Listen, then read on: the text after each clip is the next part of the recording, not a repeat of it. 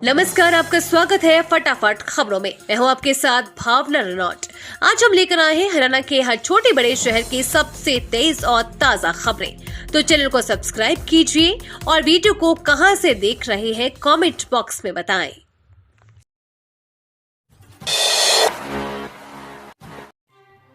मुख्यमंत्री ने विपक्ष पर साधा निशाना, बोले जिनके खुद के बही खाते खराब वो मांग रहे हिसाब। हरियाणा के करनाल में मुख्यमंत्री नायब सिंह सैनी ने विपक्ष पर निशाना साधते हुए कहा है कि जिनके खुद के बही खाते खराब हैं वे वर्तमान सरकार से हिसाब मांगने की बात कर रहे हैं। विपक्ष ने अपने कार्यकाल में विकास के नाम पर केवल लोगों से झूठ बोलकर वोट लेने का काम किया है, जबकि असली विकास कार्य तो वर्ष 2014 के बाद देश में प्रधानमंत्री नरेंद्र मोदी तथा प्रदेश में पूर्व मुख्यमंत्री मनोहर लाल ने किया। मुख्यमंत्री धन्यवादी दौरे के दौरान गांव डबरी में उपस्थित जनसमूह को संबोधित कर रहे थे। उन्होंने कहा कि विपक्ष ने अपने कार्यकाल में जनता की उम्मीदों के अनुरूप काम नहीं किया और अब वे झूठ बोलकर जनता से वोट की उम्मीद कर रही हैं। मानसून की पिछली कमी होगी पूरी, आज से 5 दिनों तक प्रदेश में झमाझम बारिश के असर। मौसम विशेषज्ञ डॉक्टर चंद्रमोहन ने बताया कि मानसून टर्फ पिछले एक सप्ताह से समानी से दक्षिण में राजस्थान पर बनी हुई थी। सोमवार को उसका पश्चिमी सिरा उत्तर की आगे बढ़ेगा। वो अपनी सामान्य स्थिति हरियाणा, एनसीआर व दिल्ली पर आएगा। इसके अलावा एक प्रति चक्रवात बना हुआ था जो कमजोर होकर सोमवार को पश्चिमी पाकिस्तान की तरफ चला जाएगा और उसका प्रभाव खत्म हो जाएगा। इस वजह से हरियाणा, एनसीआर व दिल्ली में पिछले एक सप्ताह से मानसून कमजोर पड़ गया था। आने वाले दिनों के दौरान उत्तर पश्चिम भारत में बंगाल की खाड़ी से दक्षिणी पूर्वी नमी वाली पूर्वी मानसून हवाएं आएंगी।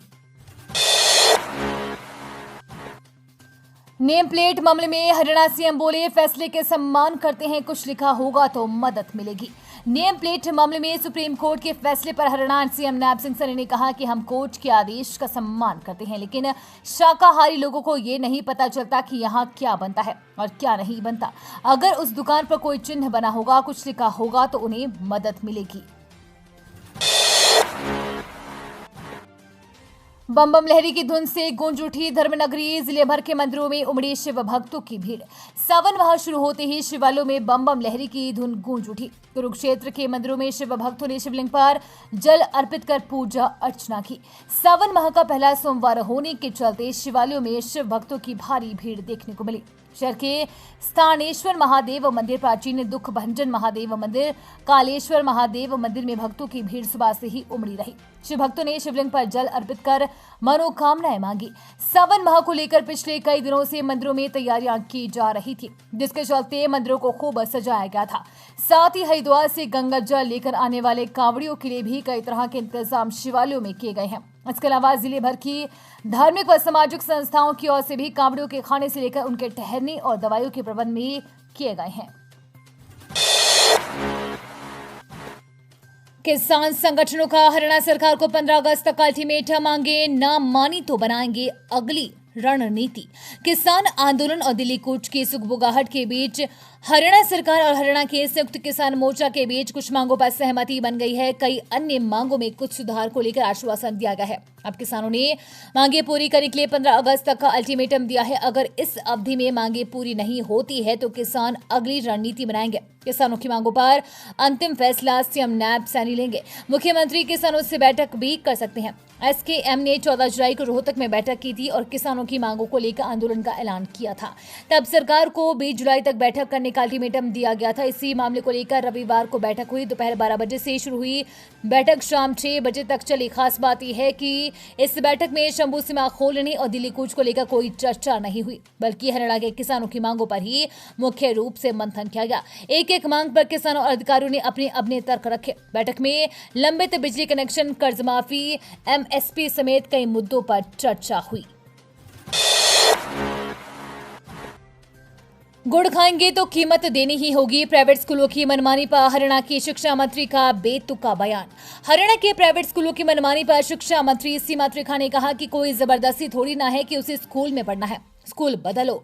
त्रिखा शनिवार देर शाम करनाल के घरोंडा में आई थी। शिक्षा मंत्री ने यहां तक कह दिया कि जितना गुड़ हम खाएंगे उसकी कीमत भी तो अदा करनी पड़ेगी। जब शिक्षा मंत्री से पूछा गया कि प्राइवेट स्कूल में एडमिशन फीस महंगी है, क्या लगाम लग पाएगी, इस पर उन्होंने कहा, हम किसी अभिभावक से नहीं कहते हैं कि आप अपने बच्चे को प्राइवेट स्कूल में डालें। हम तो दोनों बाहें पसार करके बच्चे को अपनी बड़ी गोद देने के लिए तैयार बैठे हैं। बच्चे हमारी गोद में आए। मगर सबसे बड़ी विडंबना यह है कि कभी कभी मानसिकता ऐसी हो जाती है कि सरकारी स्कूल में भेजने से व्यक्ति सोचता है कि मैं छोटा हो रहा हूँ। प्राइवेट का इंप्रेशन अलग डाला जाता है। दौड़कर छठी से पीटा, बालों से खींचा, दिव्यांग सास ससुर पर बहू ने लगाए झूठे आरोप, हाईकोर्ट ने दी ये सजा। पंजाब हरियाणा हाईकोर्ट ने दिव्यांग सास ससुर के खिलाफ झूठा केस दर्ज करवाने वाली एक बहू को सजा सुनाई है। हाईकोर्ट ने आरोपी बहू पर 1 लाख रुपए का जुर्माना लगाया। कोर्ट ने इस राशि को दिव्यांग पति पत्नी में बराबर बांटने का आदेश दिया। दरअसल एक महिला ने आरोप लगाया था कि उसके सास ससुर ने उसके पीछे दौड़कर छड़ी से उसे पीटा है। वहीं उसकी सास ने उसे बालों से घसीट कर थप्पड़ मारे।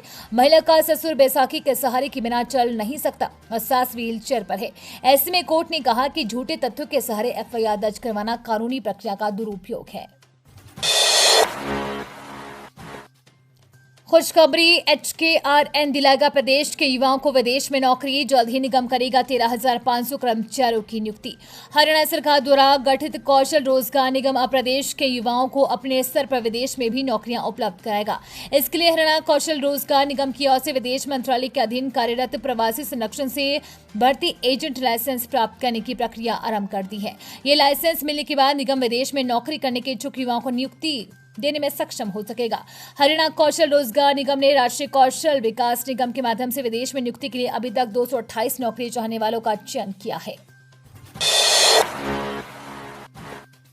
जहां बरसे पत्थर वहां बरसे फूल। हिंसा के 1 साल बाद निकली जलाभिषेक यात्रा।